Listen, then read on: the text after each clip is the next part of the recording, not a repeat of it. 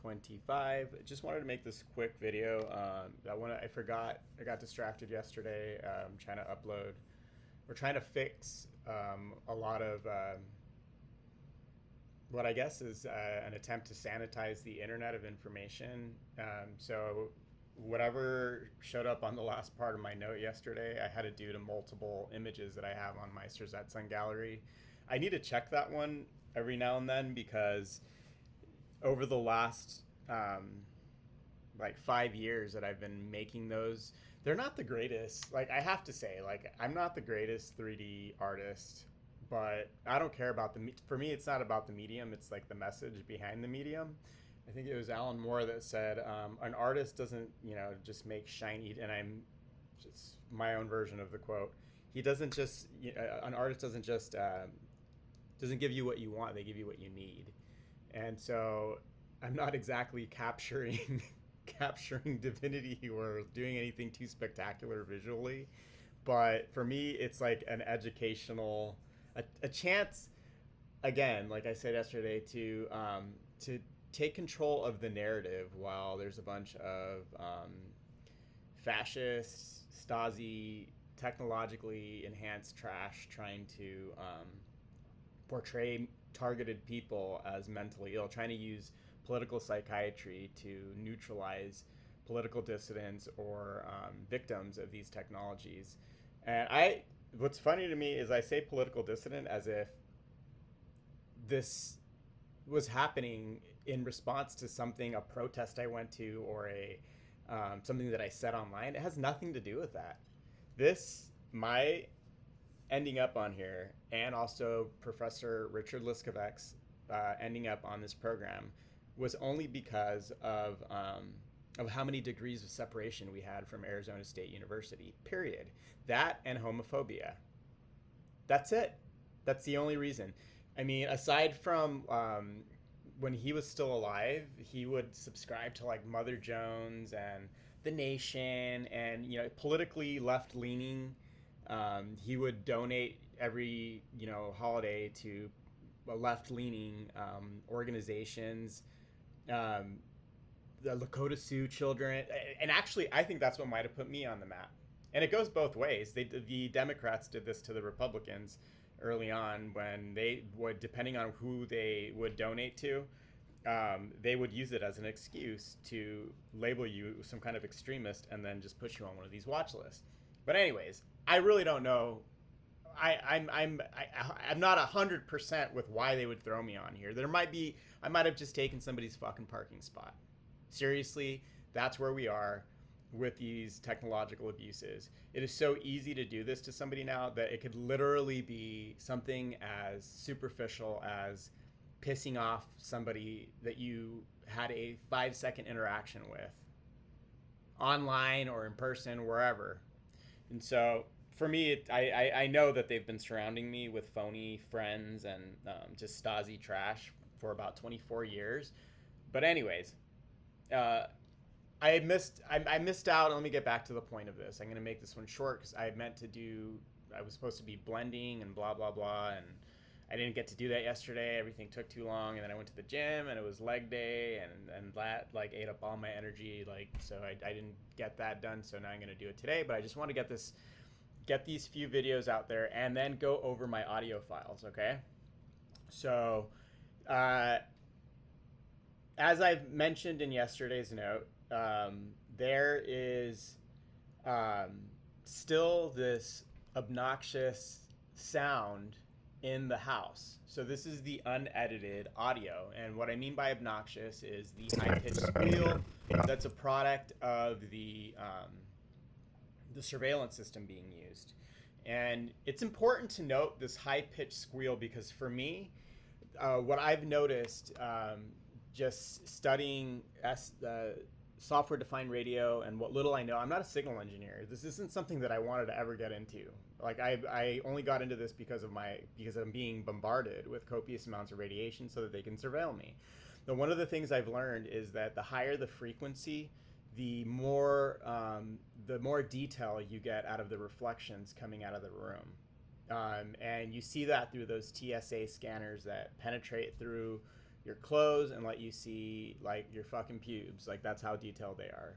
So for me, I think that this squeal that you hear, which always gets misdiagnosed as tinnitus, is just them getting that level of detail. It's I just uploaded appended a playlist to my Sirzetson gallery. Let me go in there, and it has a bunch of media related to software defined radio, and I have like everything that I'm bringing up right here is on that playlist. In case somebody just wants to dismiss me as mentally ill or schizophrenic, like people are programmed to do when they start describing these things. But if you go in there, they'll explain what I'm saying in detail. Other people will explain in detail what's going on with these pieces of software and the hardware that you need to see everything. But anyways, let me see really quickly if I could find the TSA scanner. So anyways, I wake up about 5 something today. For whatever reason, my alarm has just been going off without me setting it, and I wanted to get a recent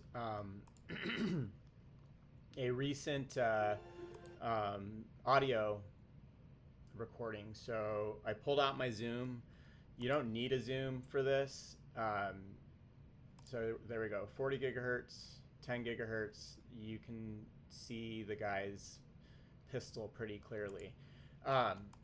And I'll turn the breakers off, make sure the air conditioner is completely turned off. I didn't bother to do that. So I just woke up, because in the morning while I'm waking up, these people get more comfortable turning up the amplitude and the surveillance system.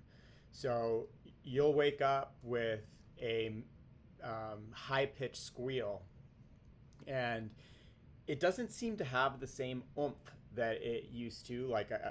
So it's still very low, but you can feel it still. It's still there. And so this is what that sounded like. August 17th, 2025. This is the ambient sound of the bedroom.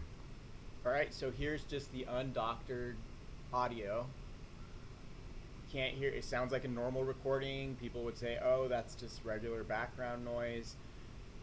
So I'll start honing in on things above 10,000 kilohertz. And then first I'll add the filter. So that'll start getting out the noise, and then you could start to see a more defined noise. And there we go, you could already hear it. Let me turn up the amplitude. August 17th, 2025. This is the ambient sound of the bedroom. And now you can hear it's starting to get more pronounced, but now I'll only focus on things above, I'm going to go, we'll say about, I think it's usually hovers around 13,000, so I'll just do, we'll do from 20,000 to 13,000-ish right here.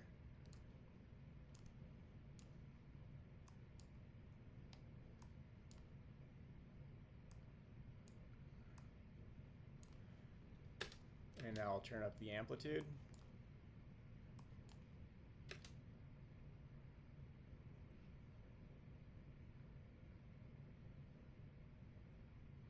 That's me talking.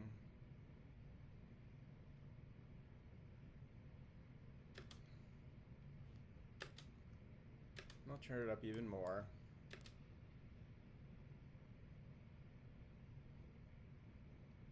Okay, and so there's that. And then we'll compare this to this right here. So this is from August, I think 4th. This is a recording of the city. This is me outside, because I want to show the difference between the cicada that hovers about, let me see here, ChatGPT said it was like up 9,000 kilohertz, sometimes up to 10-ish. Cicadas outside of the house, just to get a... That's the wind blowing on the mic, that weird sound. For the cicadas themselves. in comparison to the high-pitched squeal that is a product of the surveillance system being used.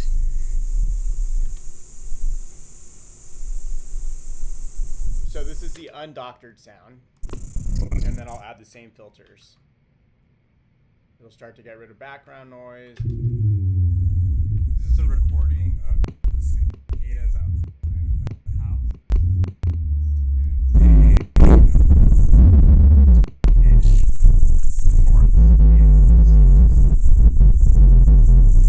In comparison to the high-pitched squeal that is a product of the surveillance system being used. So I'll just go, we'll say, what does ChatGPT say? Most cicada calls fall in the 4,000 kilohertz to 9,000 kilohertz range, though it varies depending on the species. Annual cicadas, the genus Tibicin, Neotibicin, common in North America, typically around 4 to 6 kilohertz. And then I specify that I'm in Arizona. Got it. Thanks for clarifying. In Arizona, main cicadas you'll hear in the desert, which are a bit different from periodical Magicicada back east. The cactus dodger has a raspier, slightly lower call, 4 to 6. Other desert cicadas, mostly within the 4 to 8 kilohertz range. In practice, if you put an SDR or spectrum analyzer on their call in Arizona, you'll probably see energy between 5 and 9 kilohertz with some harmonics above 10 kilohertz, depending on the species. And so let's do 9 to 10 kilohertz. So we'll just, and you could sort of see it when I zoom in.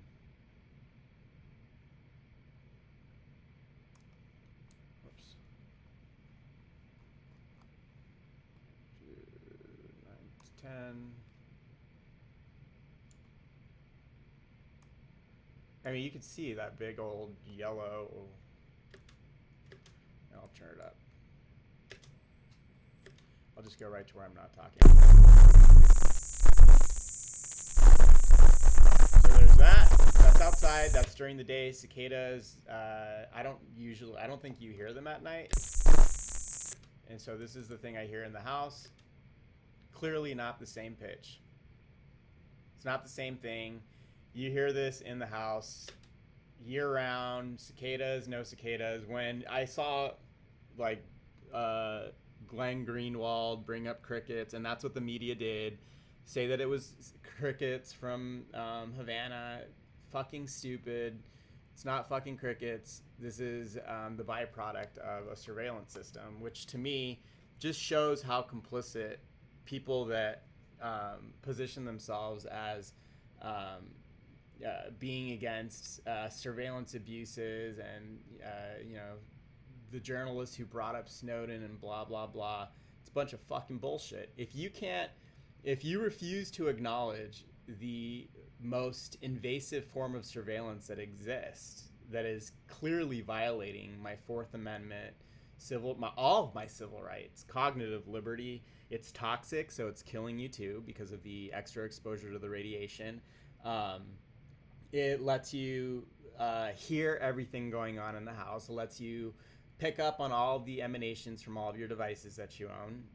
It lets you, so it's Tempest on steroids mixed with a microphone, mixed with the ability to turn the target themselves, and this is why people don't want to fucking touch this. They don't want to look crazy, into the surveillance system itself. And so they don't want to touch it. They don't want to go into Alex Jones territory or something. Not that I find what he said very helpful. I've seen a few interviews with John Hall. I think John Hall, when he wrote that book, he'll promote it anywhere he thinks it's going to sell, which, I mean, I'm not giving him shit for that. But the problem is now that Alex Jones is just labeled as a conspiracy theorist, when somebody has legitimate complaints and grievances, the general public is now programmed to immediately dismiss anything that you say regarding these abuses and technologies as conspiracy theory, even if you shove, physical evidence right in their face. That's not the same fucking pitch. It's not the same thing. This is 5:17 in the morning. There's no fucking cicadas outside. This isn't a fucking cricket. I'm in the middle of Santan Valley. But anyways, another thing that I wanted to put in this note is this. So yesterday, after I finished recording my note, one of the things that I said in that note yesterday is how this was about asset stripping me and the targets in general. They want you to think about what it does. Not only does it let you see, so this is why I always say this surveillance system is an amalgamation of all of the worst aspects of any authoritarian, totalitarian state. In that, and this is coming from Richard Grannon. I think that's his. I forget his name.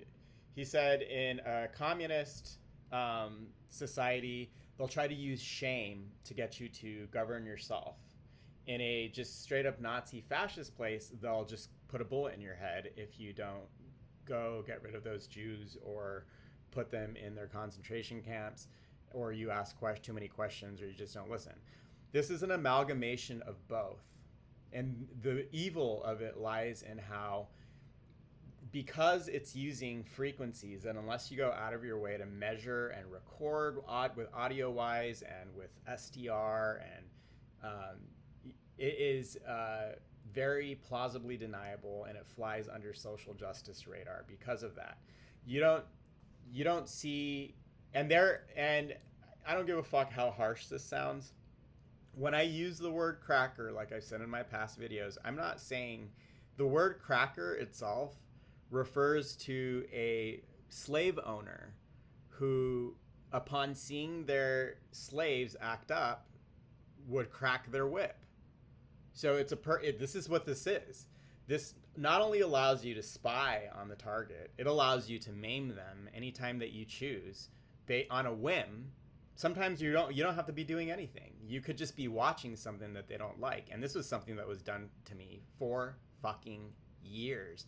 If there was ever any matter of fact gay love scenes, like I'm watching Discovery right now, Star Trek Discovery, and there's like a gay couple on there. I guarantee if I would have watched this show just like 2 years ago, upon that being on the screen, because they can see what you're watching, they can see if something arouses you too, not sexually, but just like, oh wow, that's so cool, that's got me by the feels. It's a gay couple on a show.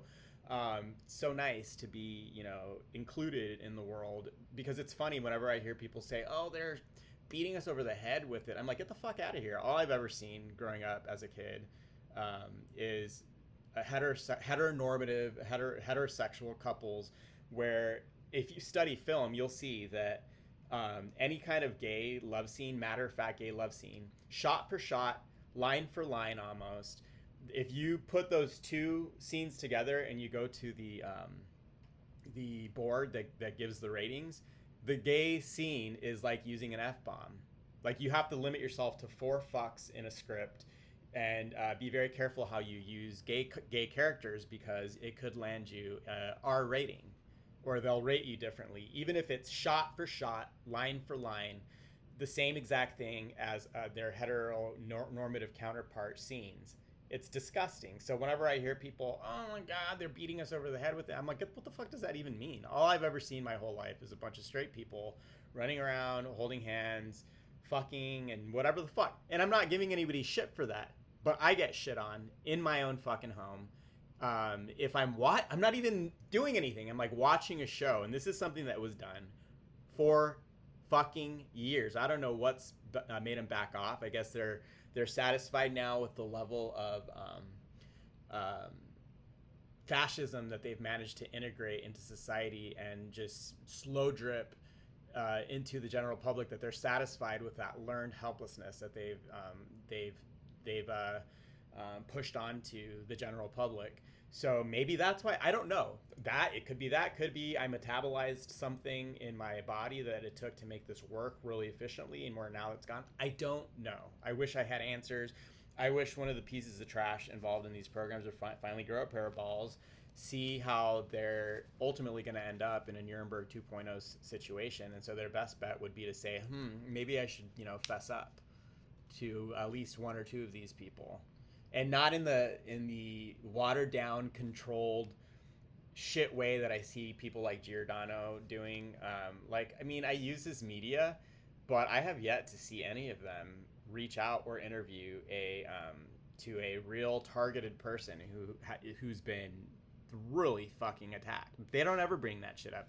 They use words like it will neutralize instead of slow kill, or less than lethal, instead of just it'll kill you. This will fucking kill you if it doesn't get you to kill yourself or hurt other people. But anyways, so yeah, going off on tangents again. I said this was going to be short. So if I would have watched that same scene just a few years ago, they would have started shooting. They would talk shit because you could transmit into the house. It's very subtle, but it's there. They would have started. They'd be calling you faggot this, faggot that, and then you start to feel the increase in radiation because they're trying to dehumanize you and get you to react 20 fucking 4 hours a day. It's really obnoxious. They're getting diminished returns with me because it's just been so long now that they've been doing this that, I mean, it's just part of the... I've learned to see it as something like police siren in the background, or noisy neighbors if you lived in the city, which is something that none of that should be happening here. I'm in the middle of nowhere. I'm in a quiet part, probably one of the last silent parts before they are starting to encroach around this area, all the neighborhoods and everything.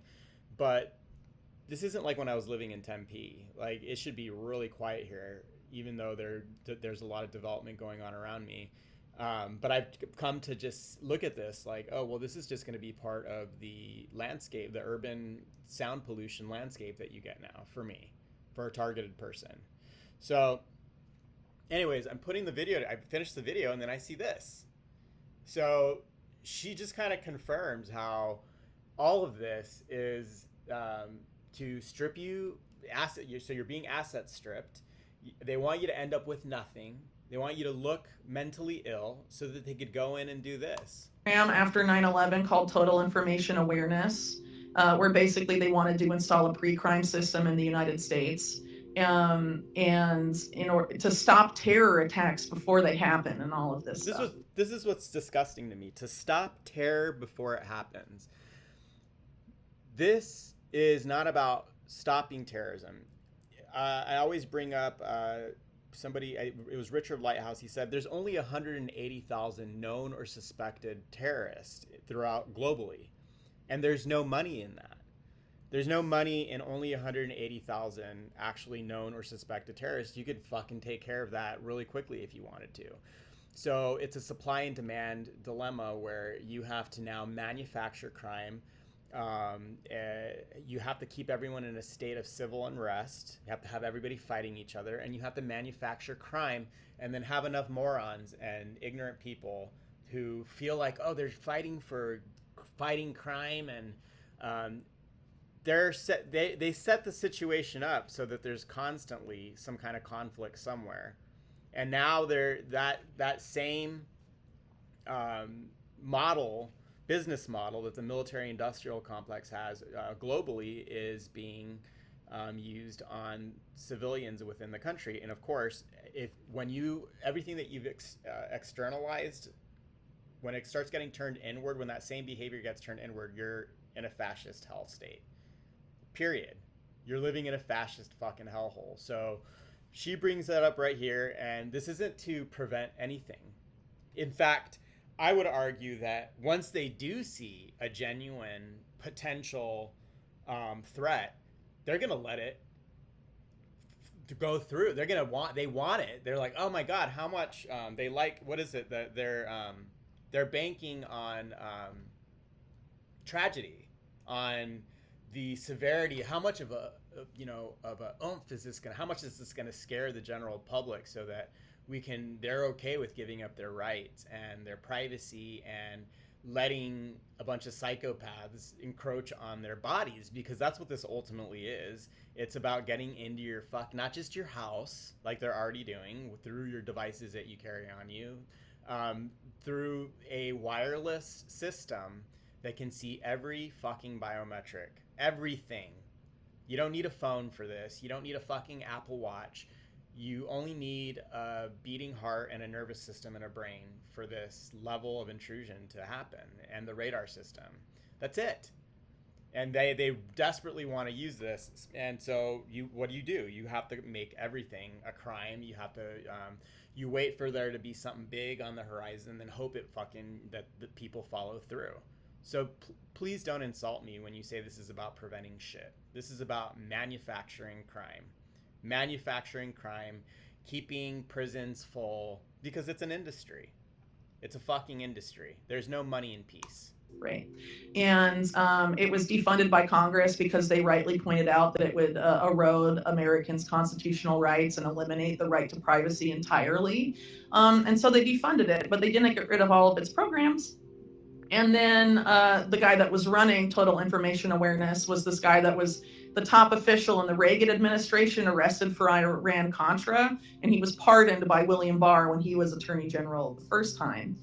Poindexter was his last name. I mean, that's pretty much where they're trying to take things. Earlier this week, President Trump announced his plans to deploy National Guard troops in the nation's capital, declaring a public safety emergency in order to put the Washington Police Department under federal control, and station the National Guard on the city's streets with the intention to seek more permanent federal control of the Washington, D.C. police force as he continues his efforts to ramp up crime enforcement in the nation's capital. This game, you're not ready for it.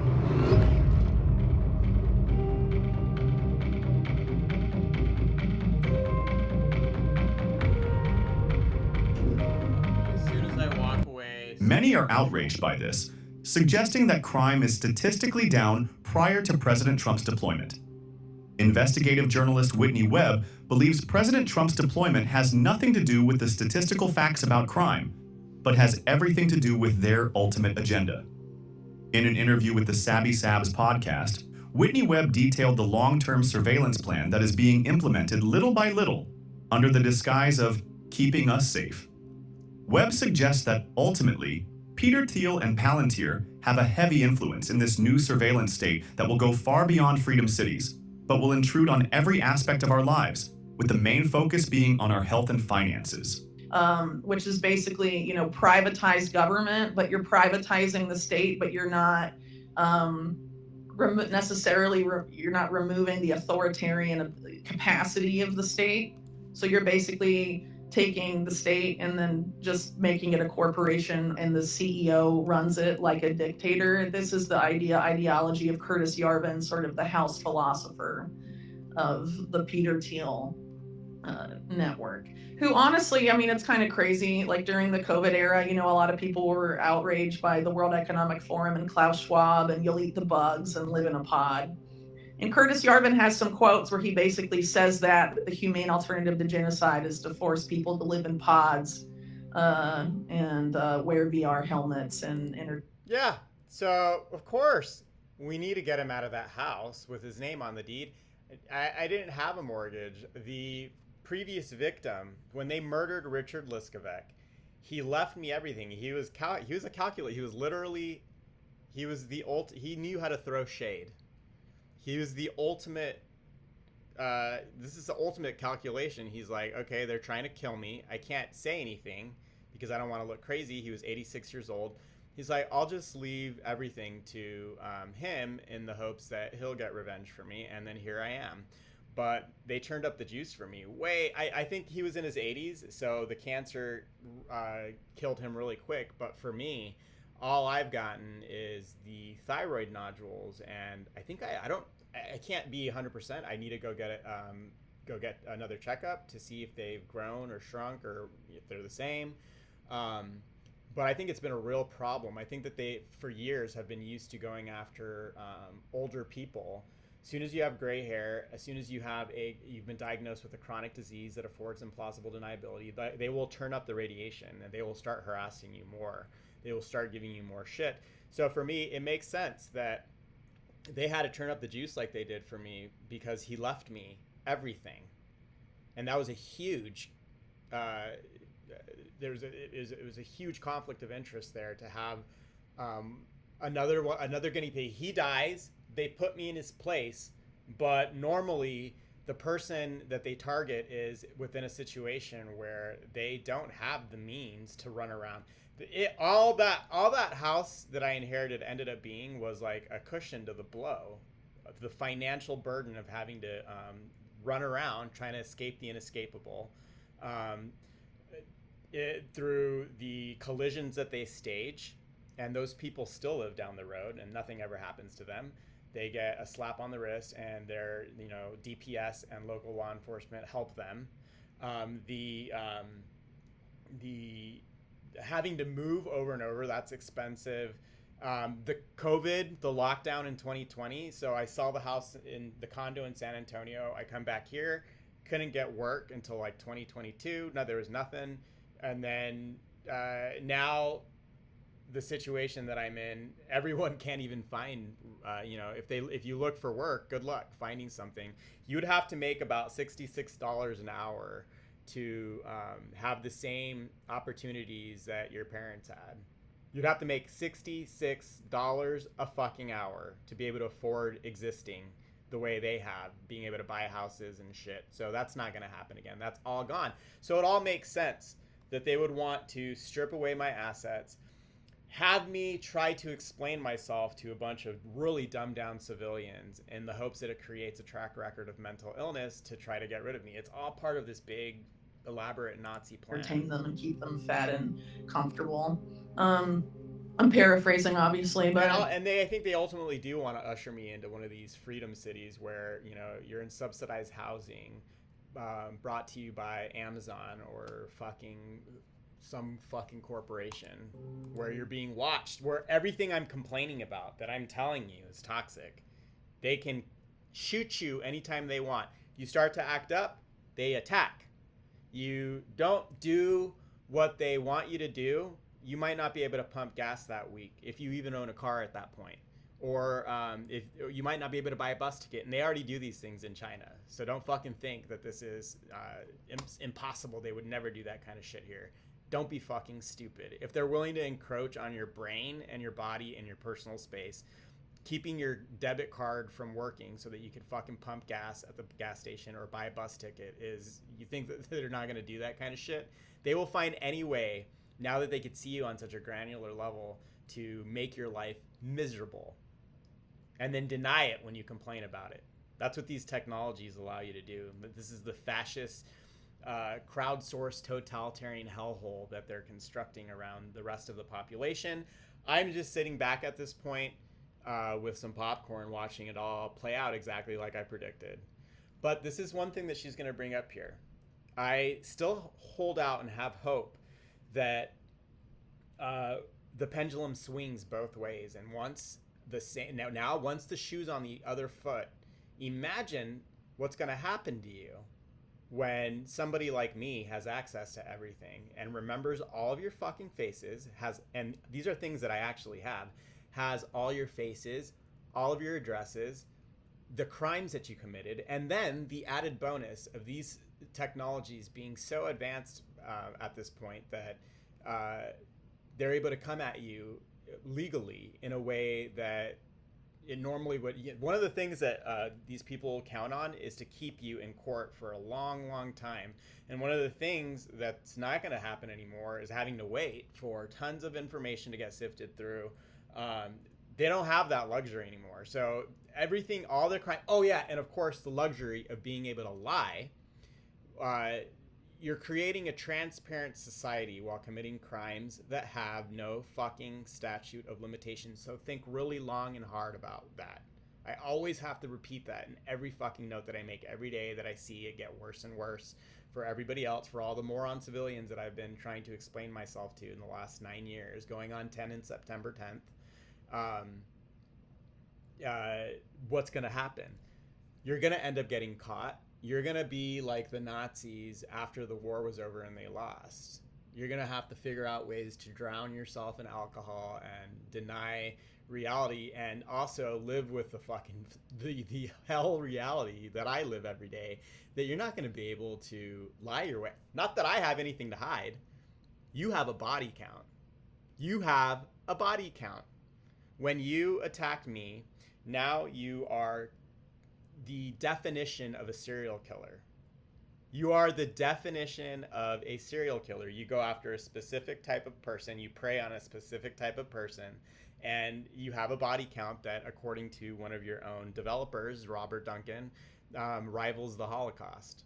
So good luck living with that when you're not going to be able to lie your way through anything in the future, where biometric surveillance is so fucking advanced that you can see every fucking thought that a person has. That's what's already happening now. I can hear my inner monologue feedback through the fucking air conditioning and anything else that makes white noise. It's able to see everything. You're not going to have the luxury of being able to lie your way through shit. So think really long and hard about participating in these programs. And that's the desperation that I see. It's Nazis scrambling to all the military presence, the immigration, and the ICE, DHS, it's like this. Oh my God, there's a bunch of guilty Stasi trash. What do we do? Well, we have to pound it in their head. This is the fascist hellhole we live now. This is like, so if we could beat on them physically, then surely they're not going to care if we radiologically rape them and read their body parts and their minds. So that's where they're at right now. It's not going to work out for you. It's just not going to work out for you. This is a warning. Everything else that I've said is playing out exactly like I predicted fucking 9 years ago when this first started for me. So worth looking into the guy. He's very influential, more than you would think right now. So I think there has been kind of a concerted effort to take policies that people were outraged about, like during COVID, that were authoritarian, and sort of rebrand and repitch a lot of them as coming from the so-called libertarian right that has been financed by Peter Thiel. But Peter Thiel is not a libertarian. He likes to claim he's a libertarian, but he says, free market competition is for losers. If you want to get rich, build a monopoly. And Peter Thiel has built his monopolies with the direct involvement of three-letter agencies of the U.S. The most obvious being Palantir, but also when they were creating PayPal, they went around to every three-letter agency that would talk to them. So I mean, this is a long-standing effort with these people. And Peter Thiel, I would argue, it has been honestly a social engineering genius in rebranding neoconservatism as edgy and libertarian, because libertarians used to be anti-war and now a lot of them are not. If you want to build an app and have no idea how to code or where to start, check out Base44. I built this daily habit tracker that helps users log. So there was this program after 9/11 called Total Information Awareness, where basically they wanted to install a pre-crime system in the United States, and in order to stop terror attacks before they happen and all of this stuff, right? And it was defunded by Congress because they rightly pointed out that it would erode Americans' constitutional rights and eliminate the right to privacy entirely. And so they defunded it, but they didn't get rid of all of its programs. And then the guy that was running Total Information Awareness was this guy that was the top official in the Reagan administration, arrested for Iran-Contra, and he was pardoned by William Barr when he was Attorney General the first time. Poindexter was his last name. And so Peter Thiel and Alex Karp, when they're making Palantir, go to Poindexter, who they considered basically the godfather of surveillance, and were like, how do we remake this as a private company? And they did that with the help of Richard Pearl, who was in the Bush administration at the time, considered one of the architects of the Iraq War, who's been a longtime agent for Israel embedded in the US government. But basically he wrote this policy document for Netanyahu when Netanyahu first came to power in the late 90s, being largely propelled into that role with the help of Ronald Lauder, an American billionaire. And the document basically said, like, we need to overthrow Saddam Hussein, and I also believe the Assad dynasty of Syria for Israel. And so, and then previously Pearl had a lot of other very suspect ties to, the Israeli state that should have gotten him thrown out of government forever, but did not. And so this is basically how Palantir comes to be. In addition to heavy funding from the CIA through In-Q-Tel. And basically, CARP has admitted that Palantir was always intended to, Gee, I wonder it how was this always found its intended way to into have my the life. CIA basically be their main client. And that they, the CIA was their only client for their first several years of existence as a company. And Palantir engineers went to CIA headquarters in Langley, Virginia, every 2 weeks for several years, having the CIA tweak their product. Intimately involved in this was one of the top chief information guys. I think the top executive, the CIO of the CIA, was a guy named Alan Wade, who, while he was in the CIA, co-founded a company called Gilead with Ghislaine Maxwell's sister, Christine Maxwell. So, this is basically the company that contracts for all 18 intelligence agencies and knows everything about you, according to the New York Times, and probably according to Palantir themselves.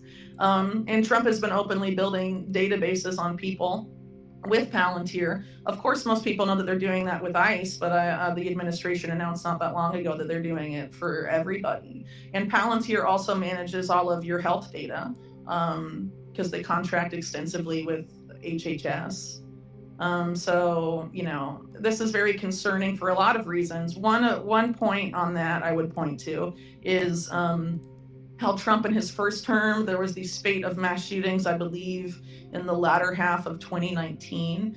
And Trump called on social media companies to stop shooters before they commit a crime, and to basically flag what people were saying on social media and use that to determine if there should be intervention before a crime might be committed. Complete bullshit. They are instigators. Again, these are Karens, apex predator Karen types. These are people who provoke you and poke and prod and wait for you to react and weaponize the reaction. This is what they've always done. They're psychopathic fucking people. They're Nazis. Actually, William Barr, when he was in office the first time, created this program. This has nothing to do with preventing crime. Again, this is about manufacturing crime and terror and civil unrest. That legalized pre-crime in the United States. And I think I was like one of 2 people maybe that reported on that at the time. It was called DEEP. And there's been a few arrests under DEEP for people making Facebook posts and things like that. But not that many, but the legal framework has been there since, Trump round 1, basically. But anyway, this pitch that Trump made about having social media spy on its users and use like analytics to, bring about some sort of pre-crime society, he was being pitched at the time, and he was interested in it, but it didn't ultimately happen, in creating this agency called HARPA, which was supposed to be like the health version of the Pentagon's DARPA. And the program that they wanted to start with, the acronym was Safe Homes, and it was basically about analyzing American social media posts for early warning signs of neuropsychiatric violence, and then based on that, would either send people to a court-ordered psychologist or physician, or even house arrest without them having committed any crime.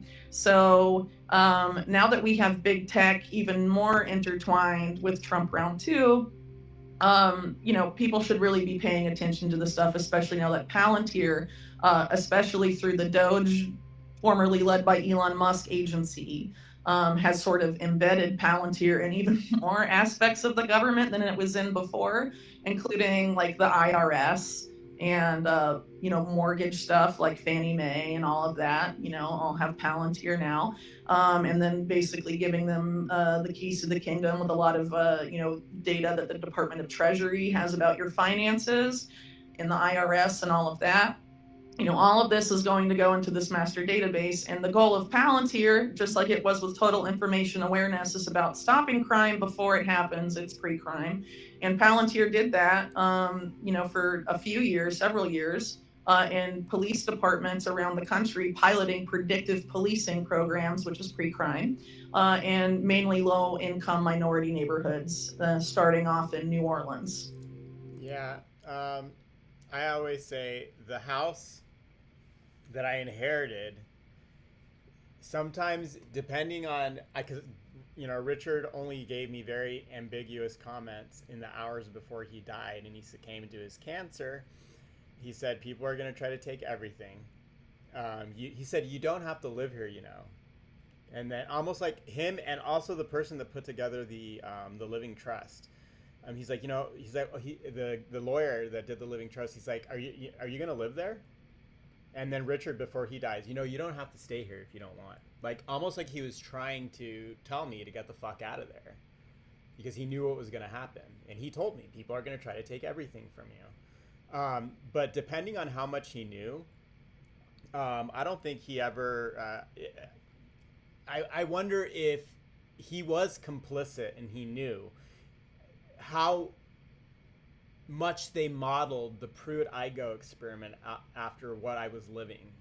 Because when you look at the Pruitt-Igoe experiment in the open air studies in St. Louis, that whole housing development feels kind of like I was being groomed. And this is what somebody said through one of these transmissions in 2017, that I was being groomed to be just turned into a guinea pig.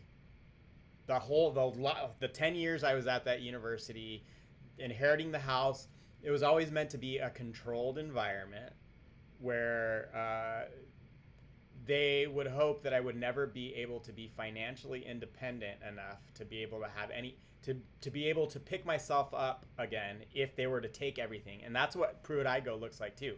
They rip everything away from the people living there, and then they whittle away at their health the entire time, and they're doing that to me right now too.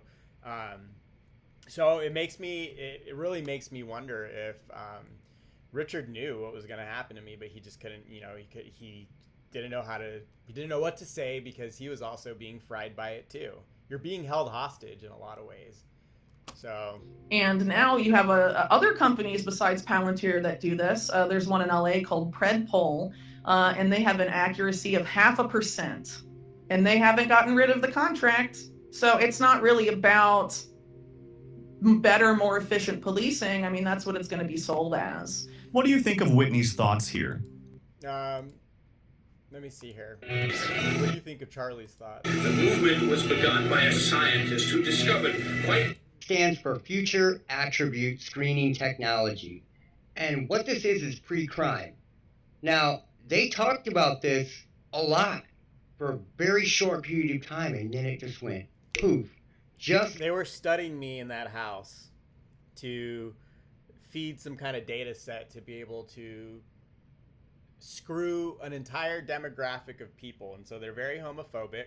So everything that they learned while they were studying me, and this is what really eats at me every fucking day, which is why I don't conduct myself. One of them constantly says, "Oh, you're not normal. You're not normal." And those kind of comments are, I think, meant to steer me towards trying to reach for normal. Like, how I'm going to I'm going to go out of my way to look normal while I'm being screwed with, in quite possibly the most freakish way, with the most freakish technology, by common peeping Toms using uncommon methods.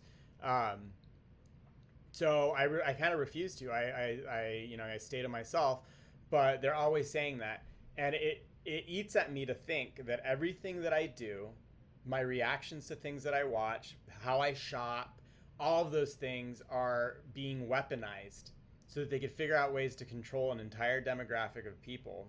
And that's what Giordano says too. They'll go after groups, different groups, they'll study them, and then they'll use it to kill you. It's ultimately just to kill you or to steer you in some way that's advantageous to whoever's running the show, whatever that even means. Because seriously, at this point, it just feels like what it would look like if you had a bunch of homophobic trash who was able to shoot invisible bullets at you. They're going off. They're going wild. It's like the CNN and other newscasts on electromagnetic and homophobic and racist. Like I have 2 strikes against me now in the United States. I'm openly gay and I am Hispanic. So that, and if you're bilingual, that's kind of something that bothers them too, for whatever reason.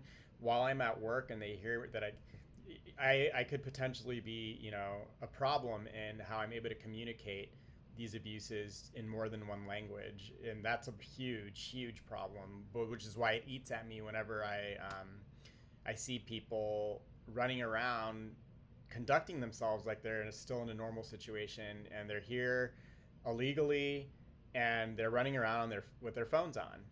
Like, you're basically saying, I'm right here on a map. Like, radio frequency weapons. they don't think like that. People don't think like that. They don't think that all these things are weaponized against them, but that's how It it is. just went dark. But let's learn about it so that you understand it a little bit. Check this out. Our FAST program, the Department of Homeland Security is developing innovative physiological and behavioral screening technologies to streamline the screening process at security checkpoints.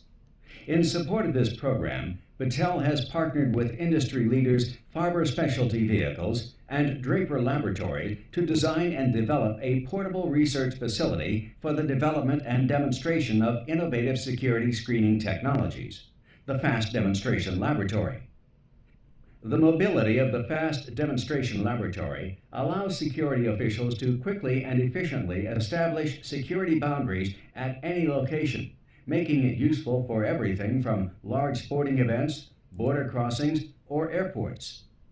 The Screening Mobile Module provides a checkpoint to establish or supplement security facilities at points of entry. At special events, attendees pass through the Screening Mobile Module. Inside the Screening Mobile Module, a suite of real-time, non-invasive sensors measure behavioral and physiological indications of malintent, or the intent. So, if there is nothing there, if you just lead a boring life, part of what these people like to do is instigate shit. So they look at you, they're like, oh my God, look at him. He plays the flute and he's like in a band, and look at, he likes to make digital art. I thought I was leading a normal everyday life. And then they're like, ooh, challenge accepted.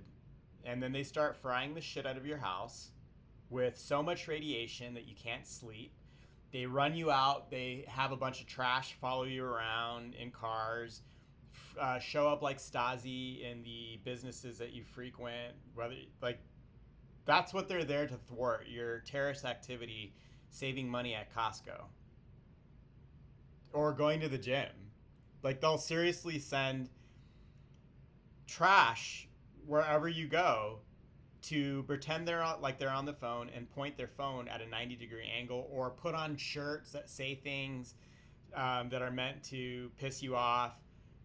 This is the type of Stasi. This is what Stasi Germany did too. This is the same Or shit desire on to technological steroids. Cause harm. So don't think that trying to reach for normalcy and behave yourself is ever gonna fucking mean shit to them.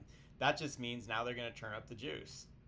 And they do this more early on, but they do it regardless. Like, they look at you as an investment, and they, in the hopes that one day you'll finally give them that violent reaction that they've been itching for, so that they could, what is the CIA and now Homeland Security and local police, they let no tragedy go to waste. You know what I mean? So don't think that you could just try to chill. I know Charlie says, don't play the game. Just calm down. He says it in this video right here. Some people don't know about how to get rid of this feeling, or they don't shut the fuck up. They just don't let up. So it's really funny whenever I hear targets talk about how, oh, my targeting ended. For some people, it doesn't end. That's part of you and your privilege of some kind, either because you're white, you're male, you're able-bodied, you have money, you have influence. Any one of those factors. It's not just about white privilege, it's privilege in general. All those things that I just mentioned could have been one of these superficial reasons why they just suddenly decided to turn it off. That's why it's really weird when I hear people, oh, my targeting stopped. I'm like, really?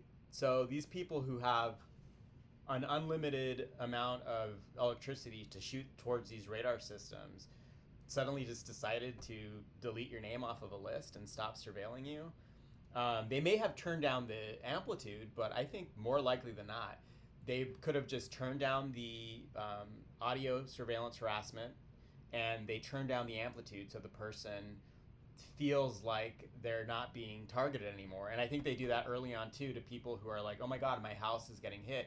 I'm going to go camping in the middle of nowhere to escape it. And then they turn it down while you're in the forest in a tent somewhere, and then you're sitting there telling yourself, oh, I've showed them, it stopped now, and I'm sure I could drive home now from this isolated place, primitive campsite, and it'll all be normal again. And then they pretend like they're not being harassed. They want to put this false idea that you were able to outrun an inescapable surveillance system. And believe me, they hate me enough that they have followed me more than 3,000 miles around the United States, all the way to the Pacific, to the middle of the Pacific, to Hawaii. It doesn't stop. It follows you while you're on the airplane. It follows you when you get off the airplane. It follows you whether you had a plane, you boarded the plane with a phone or not. You're in this. There's something either in you, or they are so latched onto any vehicle that you occupy that they know how to hone right in on you no matter where you go. So it's really weird to hear people say, oh, it stopped for me. They see me as an investment. They're waiting for me to run out and do something. One of them used to say that to me. He's a tragedy waiting to happen, which is really insulting, especially when you start to see the people that they mix you in with. He'll get to it right there. As sensor technology evolves, the screening mobile module can be easily And it's really funny. So this is an old video. What they're doing here in these little trailers, you don't need to do anymore. They have a fixed location. They have fusion centers. They have the Schriever Air Force Base. They have everything in place already, which is why they're getting so comfortable doing all the shit they're doing with ICE now. They don't need to set up anything anywhere. They're already set up in enough locations and have coordinated through fusion centers with enough local law enforcement and Stasi CBA trash, community-based agent trash, that they don't need to just set up shop near you. So this is kind of outdated. With movable What is this really measuring?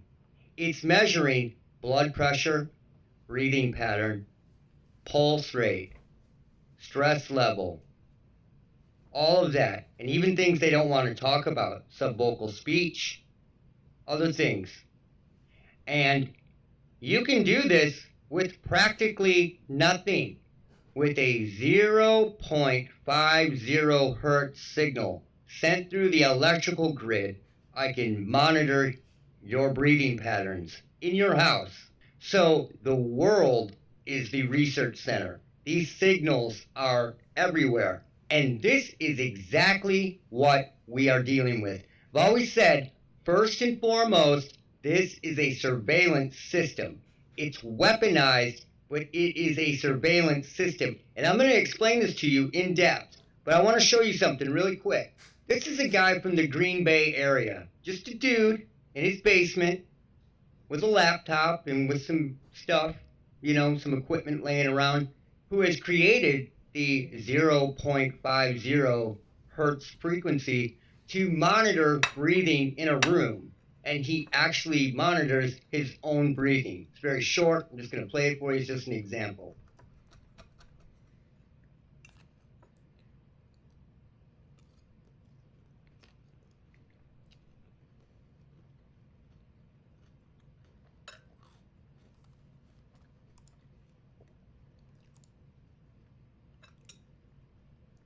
Breathing can be used for a lot, and it can be pulsed right on the power grid. And with smart meters giving an IP address, basically an address to every independent wiring system on the grid, they know who's breathing in there. This is all metadata. The current mobile modules provide a useful testbed for developing innovative screening technologies. It's piggybacking on everything, and that's what it was designed to do, just like the woodpecker.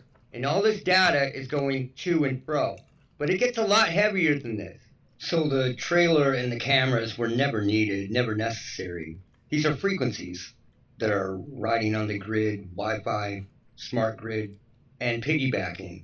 And, basically the system is similar to an Alexa or a Siri, except it's looking for criminal behavior instead of keywords. It's basically the same theory. And that's why they could get people to go for this. Voice-to-skull sound weapons, this kind of technology has existed for decades. When I say they began using this, I'm not talking about voice-to-skull and sound weapons only, because that is one arm of this, and they've been using that alone since the 60s, easy. But this as a whole, to monitor and then start to track people and then use audio weapons on them, this became a reality. They started testing it in the late 80s, early 90s. The surveillance fugitive detection frequencies changed the game. So they started testing originally on extremely isolated people, both mentally and physically. Examples of that would be like national forests or mental institutions. And then after 9/11, they could legally monitor anyone. So they could legally monitor anyone exhibiting these traits, whether agents created them or not. And what does this do? It subverts everything and it creates funding. Just like 9/11, Oklahoma City, Waco, or Ruby Ridge. It gets way heavier than this, because what is actually happening is everything that you've been trying to figure out goes back to this. Practically everything. All they need are the frequencies to monitor all your vitals.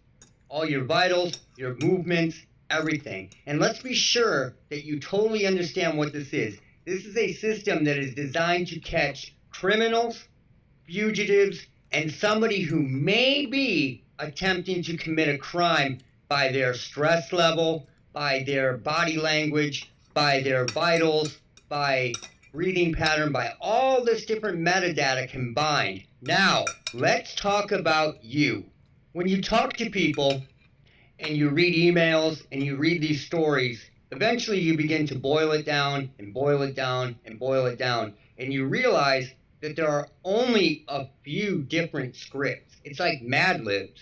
There are just details plugged in by a machine learning computer. And these people that are attacked with these weapons will begin to hear these scripts that start on them. And the only common denominator is to constantly keep you in a state of panic, fear, distress, high levels of stress-inducing audio. We're coming to kill you. We've poisoned you. We're going to kill your family. You have to do this or we're going to kill your blah, blah, blah. Side note, like when I see this image, I want to desecrate it so bad in Blender. I just, I'm supposed to be doing that right now. Like, I got my haircut the other day and she's like, oh, what are you doing this weekend? I'm like, oh, I'm going to be blending.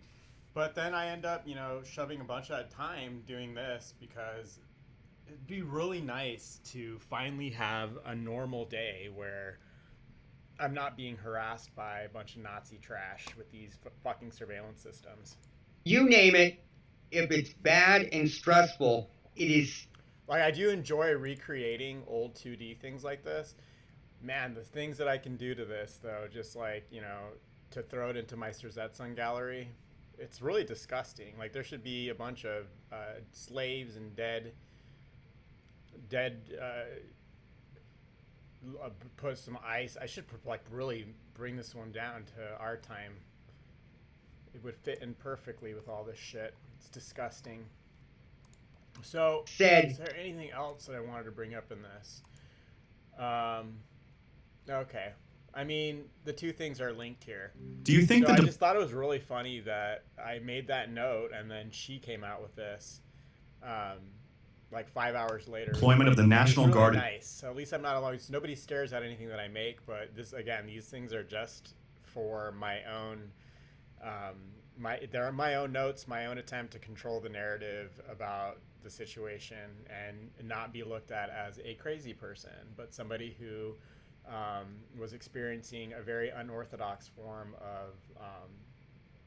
of harassment and really fucked up surveillance systems at a time when there were no rules and regulations for their use. They're trying to sneak them in, but they're already being abused, and this is why they're so desperate. They know they're not going to be able to lie their way through anything, just like all the Tuskegee. I'm waiting for this to happen.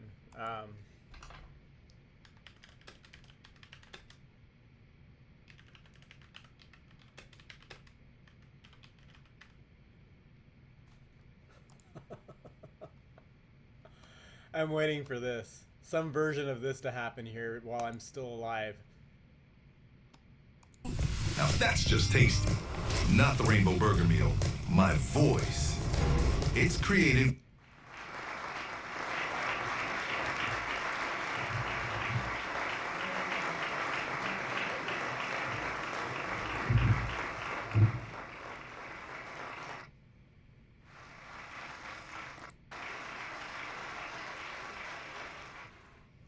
What was done cannot be undone.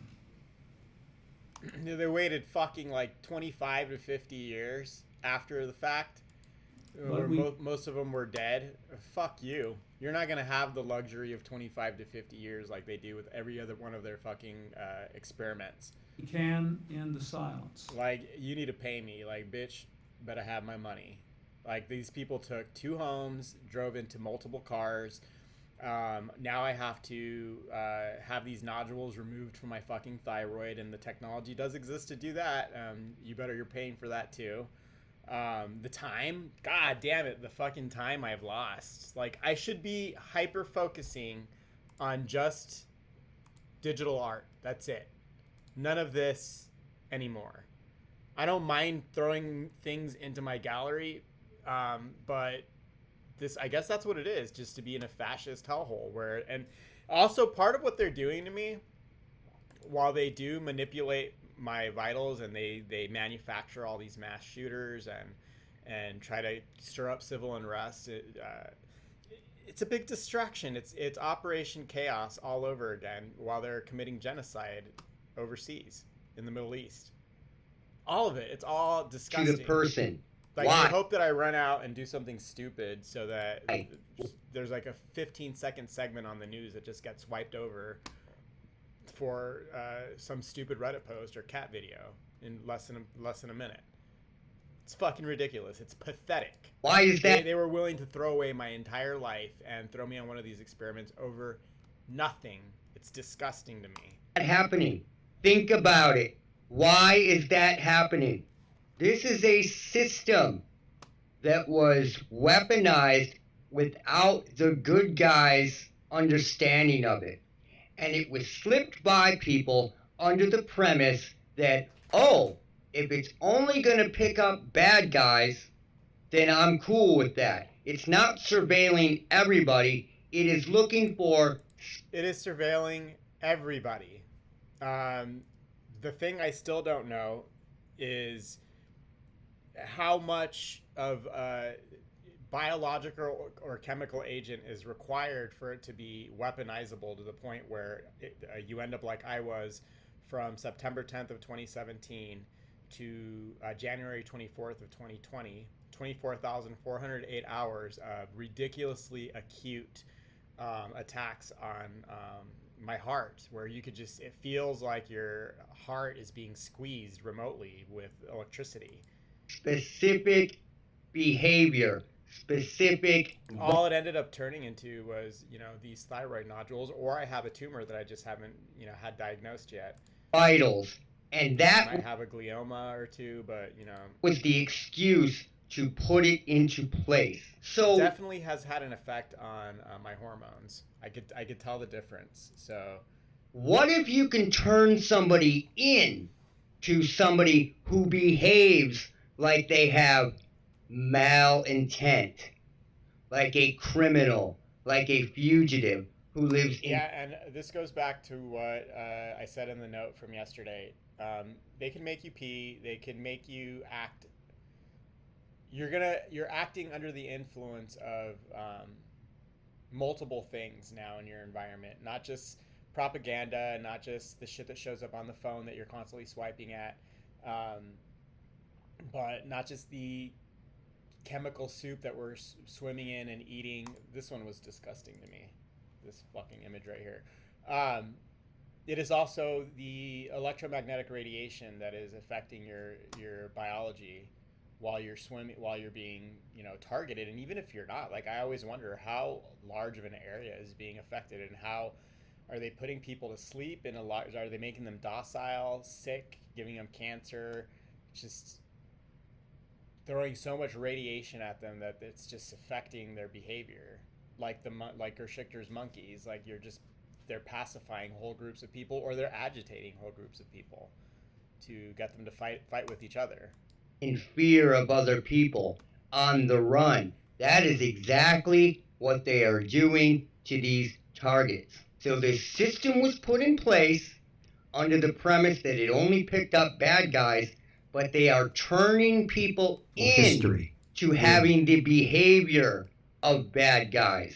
This whole thing just went dark. It was already in place, but it just got bigger. When the smart meter system went in, the smart grid, the Internet of Things, air gig, all that, step by step by step, you have a system that is putting this signal everywhere. Now, you have these people that are calm, living their life, bear no traits to a criminal whatsoever.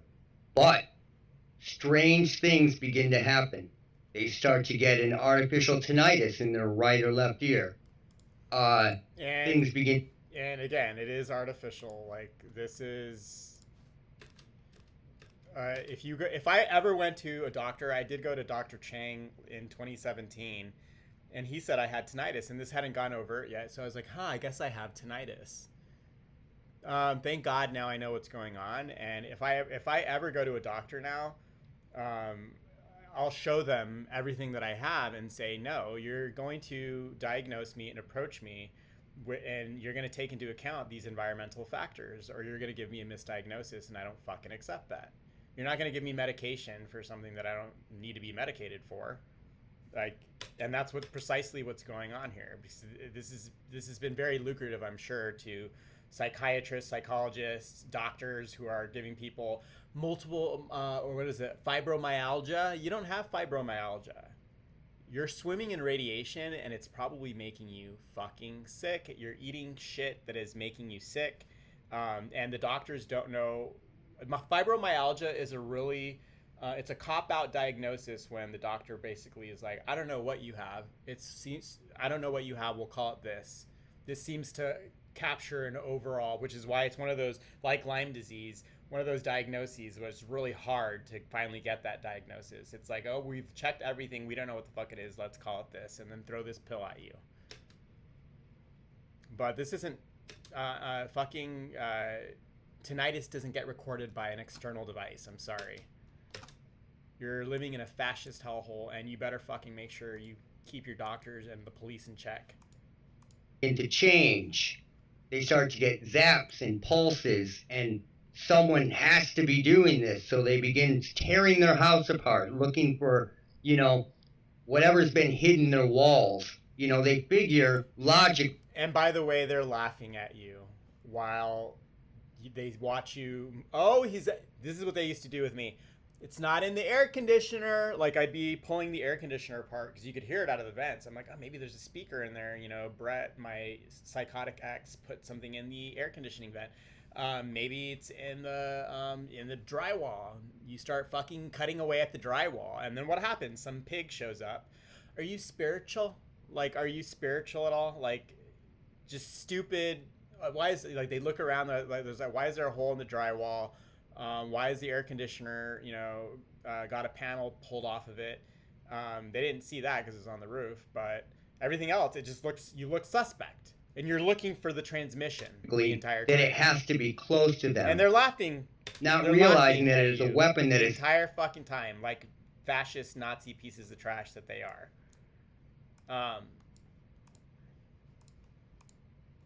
Far away from the controllers, and the actual weapon is far, far away from them. It's in Colorado Springs at the Schriever Air Force Base. You can find all of the addresses of the officers there if you click right here in this link. This is an article that they recently took down, but I put back up. It'll show you the addresses of the officers in that area. I didn't put this together. They already went to court about this, and it's not considered doxing. The judge ruled that public information is completely disclosable. So I'm not doxing anyone, but according to this article here, these people know what's going on, and they're complicit in the programs. And so here's their picture, and here's their names and their addresses. This is the value of their property where they live in Colorado Springs. which is also where it's also the home of the father of somebody who used to always bring up that her father was a spook. So you look at all these addresses, and then you look at that piece of shit's address, and you can see, well, obviously he's rubbing shoulders with some piece of trash in the neighborhood, and they decided to start doing this to me. So yeah, they're not all next door. Although I do have to say, and I could say quite confidently, that what are the chances of having both me and Richard, generations apart, both be affected by the same thing and have the common denominator of going to a university that's in bed with the CIA? Get the fuck out of here. It's I can see everything now. All around them all the time. They start to become paranoid. They start to become angry.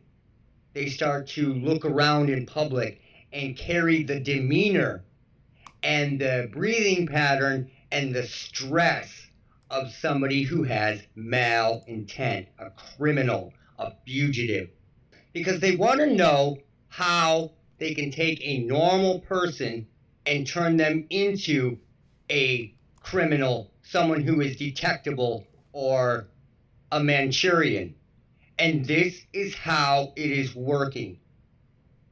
This is why everybody who experiences this experiences threats, and this computer is constantly freaking out when they do something to always induce stress. And if you start to fall out of that stress mode and not fear it, it doubles down, trying to make you scared and stressed out again, because that is when you can be It's Karen. It's Karen calling the cops. And then when you react to Karen, Karen acts shocked and surprised, and then they try to say that they're fighting crime. It's fucking disgusting.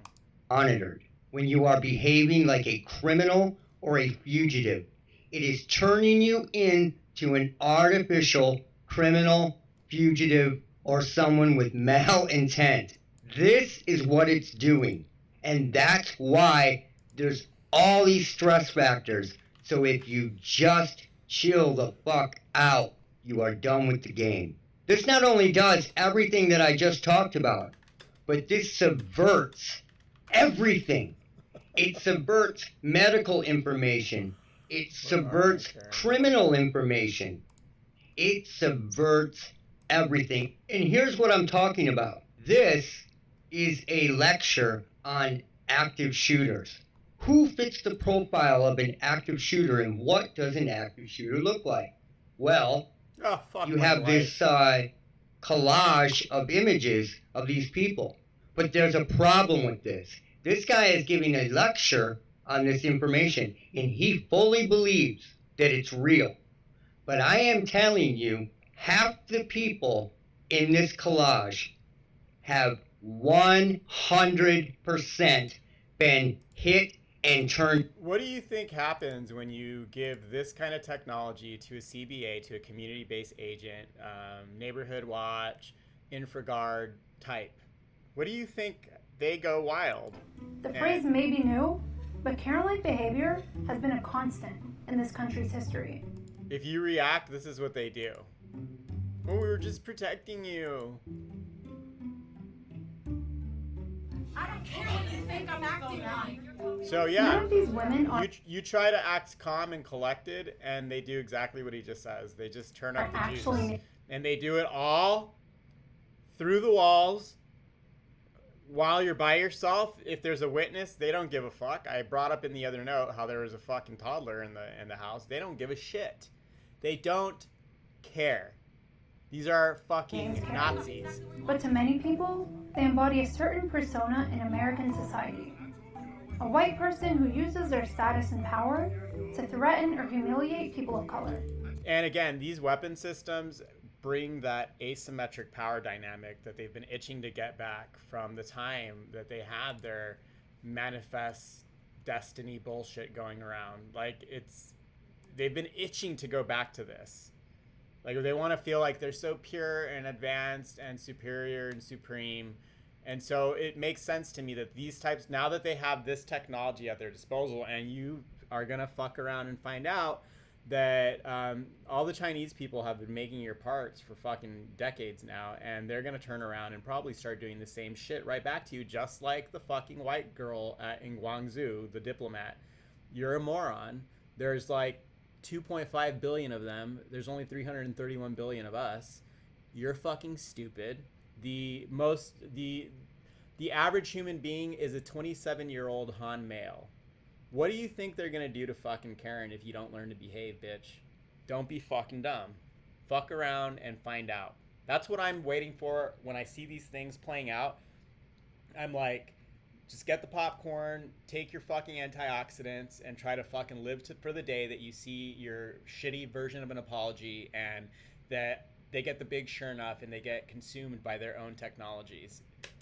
Actress and comedian Amanda Seales has been outspoken about who exactly Karen is. Here's how she defined the term. Karen is a white woman whose oblivion of their privilege causes them to act in a way that is oppressive and oftentimes insane. She is crazy. You're crazy. See that? Someone. See that shit? I think like, Karen. Imagine giving that bitch a fucking death ray that shoots radiation at your house. What do you fucking think these pieces of trash have been doing to me for the last fucking 9 going on 10 years on September 10th? All day. This is something that plays out 20 fucking 4 hours a day. And they think that whining and then turning down the amplitude while there's too many witnesses is gonna help? Bitch, I don't fucking forget shit and I write it all down. You fucked her, you're fucking around and you're gonna find a loud out. white woman asking for the manager, disrupting your customer service experience. But I'm here to tell you, Karen goes a lot deeper. You need to leave. You're not a part of this. You need to leave. You're not a part of this. No. Karen is a white woman who is a descendant of those who came before her, who could scream and get a black man killed, who could point and get a black woman murdered. The use of Karen has become much more. As natives flee, and let's read this description of the painting. Quote, she carries a school book, testimonial of the national enlightenment, while with her left, she trails the slender wires of the telegraph that will bind the nation. Fleeing her approach are Indians, buffalo, wild horses, bears, and other game, disappearing into the storm and waves of the Pacific Ocean. They flee the wondrous vision. The star is too much for them. Well, that's certainly one way to summarize a genocidal painting, promoted by a federal agency recruiting people to disappear. Man, I goddamn, I want to remake that. I have like a really good one in my collection where I want to replace her with the typhus angel, because that's what really is going on here. These people are, where is my typhus angel? Like, she needs to be replaced by this. Because that's what's really going on. They're polluting the shit out of the environment. They're eroding your civil rights. They are giving you cancer with all the radiation that it takes to run this. They better figure out really quickly where you're going to get all the electricity for all your fucking technology, because I already see people's electric bills that are going up really high to keep your chat GPT going. And not only that, like, I'm not trying to give shit to AI, but if it's what's feeding this asymmetric power dynamic, then it's got to go. Like, it feels like this is like we've gone full circle. You could replace that fucking wire with a bunch of fucking cell towers and it's the same fucking mess. You could replace them with a bunch of with some ICE agents and some immigrants getting fucking run out. You could put a fucking mass grave there full of Palestinians. It's disgusting. There's nothing to be proud of here. It's disgusting. Glowing woman carrying a... Turned into criminals with these... And again, there isn't there aren't enough scapegoats running around. So this technology is there just to create weapons. Those scapegoats. So that information is subverted. And they were turned into criminals by sensitizing them to this and getting them jacked up enough to show up on radar in the first place. Every mofo in this country, and most Western countries, period, are already sensitized to these frequencies. But when you get in those states of mind, you are going to come up as a fugitive or criminal. And at that point, they can legally start monitoring and effing with you. They just don't realize, the people out there, you know, giving these kind of lectures don't realize that half or more of these people, but half 100%, were turned into active shooters. All right? This is a whole nother level of what's going on. And you need to realize this, because while some dickhead is trying to sell you fear and stress, and it's never going away, and they're killing you on, you know, these YouTube channels, the key is you need to relax. You relax and drop out. Don't play the game. And when you don't play the game, you can't remain in. I've said it before, and I'll say it again. They have tried to back away from me, like they're starting to understand who they're dealing with, but they're still there. And for me, that gives me all of the permission that I need to treat them like any common criminal. If anybody was invading your property right now and peeking through the blinds, they would probably be crawling away. If your kid was in her bedroom and there was a peeping Tom staring through the blinds, you're telling me that you're not going to go confront them? You're not going to talk shit to them? At the very least, I'd like to be able to say that I was able to, I went ahead and I talked shit, told them, you know, the importance of Nuremberg 2.0 and how we're in desperate need of Church Committee 2.0, and how, you know, most Nazis knew back then to carry cyanide in their pocket for a reason, and to fucking, you know, pay homage to your Nazi forefathers and consider the same thing as we move forward into a completely transparent society where you don't get to lie your way through shit, where you're not going to have your asymmetric power dynamic, where all your perfectly lubricated surveillance machines come down on you and you're like, oh shit, you're building a prison wall around yourselves. You're fucking in stupid. The entrainment of this. But this has taken a long time, so I'm going to end it with this. I mostly wanted to show the physical evidence, again, of the difference between the stupid cicadas outside and the obvious surveillance system in the house. And also the fact that just none of it's really 100% stopped. Yeah, we're going on another year on September 10th. Every fucking goddamn day, every day I wake up hoping it will be the last time I hear anything, feel anything, hear any of the stupid squeals, hear any of their dumb little banter coming through. Every fucking day. But then more and more I see that all they're doing is trying to it's manifesting itself in the general public in other ways, so that to prepare them to, you know, shove the fucking cock up their ass nice and slow, unlike the marginalized groups that were targeted early on and just, you know, got a fucking cock shoved up their ass into their brain early on. It's disgusting. So I'll leave it with this. If you're submitting budget proposals for a law enforcement agency, for intelligence agency, you're not going to submit the proposal that we won the war on terror and everything's great, because the first thing's going to happen, your budget's going to be cut in half. You know, it's my opposite of Jesse Jackson's Keep Hope Alive. Let's just keep fear alive.